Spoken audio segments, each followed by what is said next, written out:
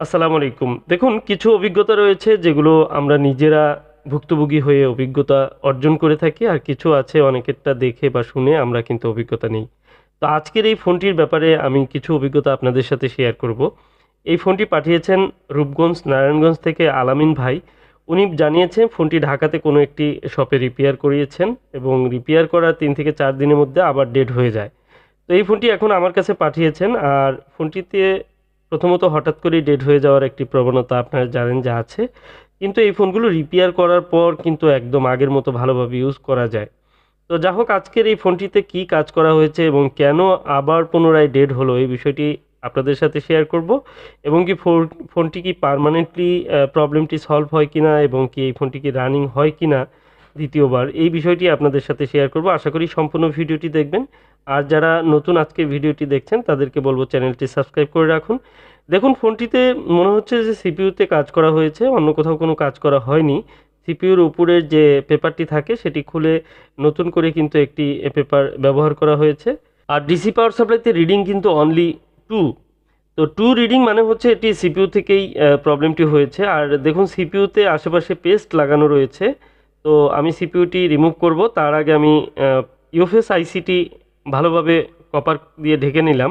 কারণ হচ্ছে যে ইউএফএস আইসিটি ওপেন থাকার কারণে অনেক সময় সিপিইউতে কাজ করার পর দেখা যায় যে এই আইসিতে হিট লেগে অনেকের কিন্তু পার্টিশনে প্রবলেম হয় বা আইসিটি কিন্তু ডাই হয়ে যায় বলগুলো, যে কারণে অনেক ফোনই কিন্তু সিপিইউ রিভলভ করার পরে রান হয় না।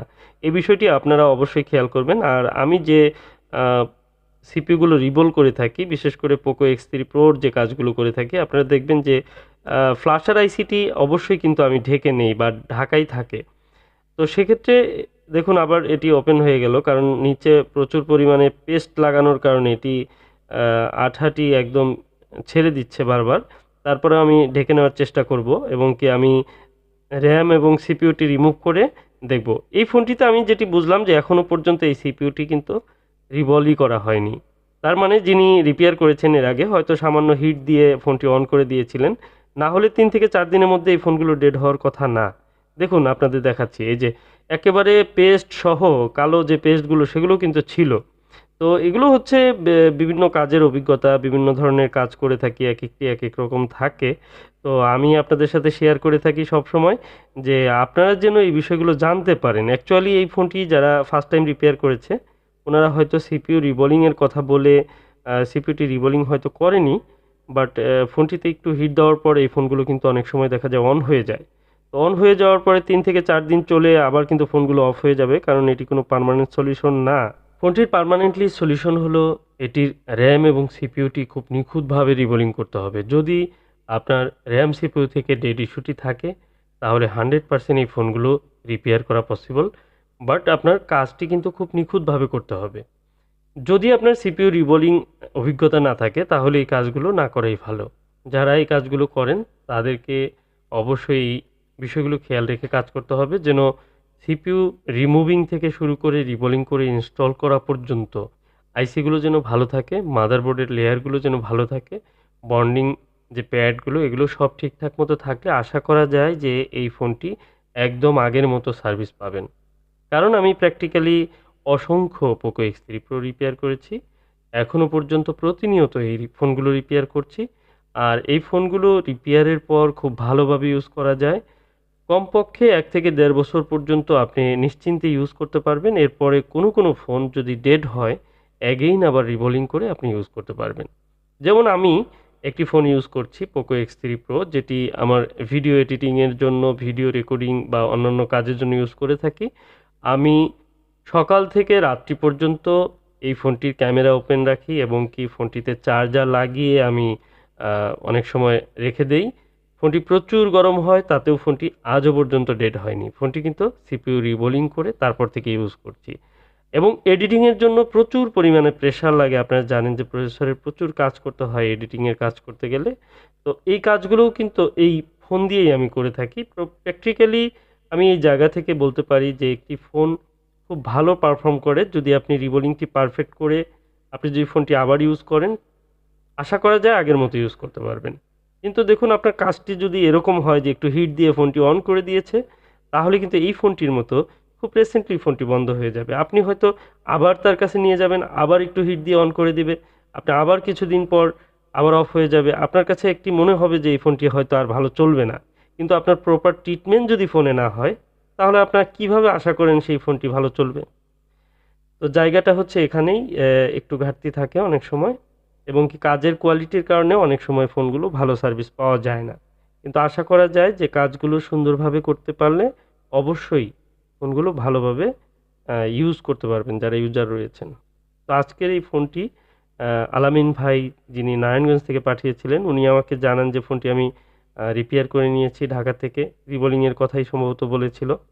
তো এই ফোনটি আনার পর ৩-৪ দিন পরেই ফোনটি আবার ডেড হয়ে যায়। তো দ্বিতীয়বার ওনাদের কাছে আসলে সাপোর্ট পাননি এবং কি আমি বলেছিলাম যেখান থেকে কাজ করিয়েছেন প্রয়োজনে সেখানে আগে দেখান। তো সাপোর্ট না পাওয়ার কারণে আমার কাছে পাঠিয়ে দিয়েছেন। আমি ফোনটি রিপেয়ার করছি। আপনারা দেখতে পাচ্ছেন সিপিইউ থেকে এরপর আমি র্যামটি ইনস্টল করছি। আশা করা যায় যে ফোনটি অন হয়ে যাবে আর এই ফোনটি আবার আগের মতো সুন্দরভাবে ইউজ করতে পারবেন। আর সাধারণ ইউজাররা দেখা যায় অনেক ক্ষেত্রে ফোন রিপেয়ার করে ফোনটাতে আসলে কী কাজ করা হয়েছে বা ফোনটার কী কন্ডিশন এই বিষয়গুলো অনেক সময় জানে না এবং কি অনেকেই আছে যে এই সঠিক ইনফরমেশনগুলোও সঠিকভাবে দেয় না, যে কারণেই কিন্তু অনেক ইউজার যারা রয়েছেন তারাও কিন্তু সেই বিষয়ে তথ্য না জানার কারণে একটা ভুল ধারণা থেকে যায়। তো আমার কাছে যে কাজগুলো আসে অনেক সময় দেখা যায় যে তারা বলেন যে কাজ করানো হয়েছে বা কী কাজ করেছে আমি প্রশ্ন করলে অনেক অ্যান্সার দিতে পারেন না। কারণ বিশেষ করে এই রিপেয়ার করা ফোনগুলোতে অনেক সময় এটা আপনার ধারণা করে বলা যাবে না যে ফোনটিতে কী কাজ করা হয়েছে। একেক সময় একেক রকমের ফোন পাওয়া যায়। তো যেহেতু রিপেয়ার করা হয় বা কোনো ফোন যদি রিপেয়ার করা হয় তাহলে আমি বলব যে যেখান থেকে আগে রিপেয়ার করা হয়েছে তাদের সাথে প্রথমে আপনার কন্টাক্ট করা উচিত যেকোনো ফোনের বিষয়ে। তো অবশ্যই তিনি সুপরামর্শ দিবেন ভালোভাবে। যদি সেখান থেকে আপনি রিপেয়ার করতে না পারেন, পরবর্তীতে আপনি আরেকজনকে দেখাতে পারেন। বাট আগে কী কাজ করা হয়েছে সেই বিষয়ে যদি একটি সঠিক ইনফরমেশন দিতে পারেন, তাহলে কিন্তু আপনার ফোনটির জন্য অনেক ভালো হবে। তো যা হোক আমি এই ফোনটির RAM, CPU সব রিভলভ করে নিয়েছি এবং কি এখানে আমি কপার দিয়ে ঢেকে নিলাম। সেই সাথে এখানে যেহেতু RAM-এর ক্যাপাসিটর ভোল্টেজ রয়েছে, এইখানে আমি একটু আলাদা ধরনের প্লাস্টিক দিয়ে ঢেকে নিলাম, হিট প্রুফ একটি টেপ দিয়ে। তো এরপর আমি এখানে থার্মাল পেস্ট অ্যাপ্লাই করব। দেখুন কারণ হচ্ছে দেখুন এই ফোনটির যে থার্মাল সিস্টেমটি সেটি কিন্তু আ অলরেডি কিন্তু খারাপ করে রেখেছে। মানে পেপারটি উঠিয়ে ফেলার কারণে আইসিটি কিন্তু হিট হবে। যে ধরনের পেপার দেওয়া হয়েছিল সেটি কিন্তু হিট তেমনভাবে ট্রান্সফার করতে পারত না। তো যা হোক আমি দেখতে পাচ্ছি ফোনটি অন হয়েছে, মানে চার্জিংয়ের লোগো চলে আসছে। তো আমি এখন ক্যামেরা সহ অন্যান্য যে মডিউলগুলো আছে এগুলো সব লাগিয়ে ফোন একদম পুরোপুরি অন করে আমি আপনাদের দেখাচ্ছি।